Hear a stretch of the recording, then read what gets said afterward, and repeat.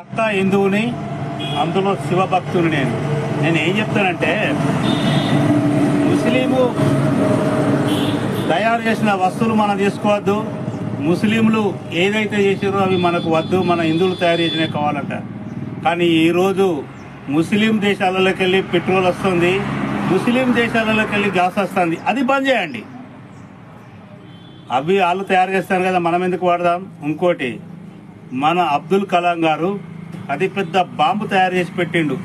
ఆ బాంబుతోనే వీళ్ళందరూ ప్రపంచమంతా గదగదలాడుతుంది. అది ముస్లిం తయారు చేసిన వాళ్ళకి పంపిద్దాం. కానీ ప్రజలు తెలుసుకునేది ఏంటంటే, ఇది మతం మత్తులో ఇక్కడ చిచ్చులు పెట్టడానికి తప్ప ఇది కరెక్ట్ కాదు. అది మీరు అర్థం చేసుకోవాలి. ఇంకోటి ఏంటంటే, ఇక్కడ నుండి ఫారెన్ కంట్రీస్లలో మనోళ్ళు ఉన్నారు, మనోళ్ళని ఏమని అంటారా వాళ్ళు? మరి ఇక్కడనే ఎందుకున్నది? చిలికి చిలికి గాలివానగా తయారు చేసి ఇక్కడ కూడా యుద్ధాలు చేసే ప్రమాదానికి గురయ్యే మాటలు మాట్లాడుతున్నారు. వీళ్ళ మాటలు నమ్మద్దు భయ్, మీరు అర్థం చేసుకోండి.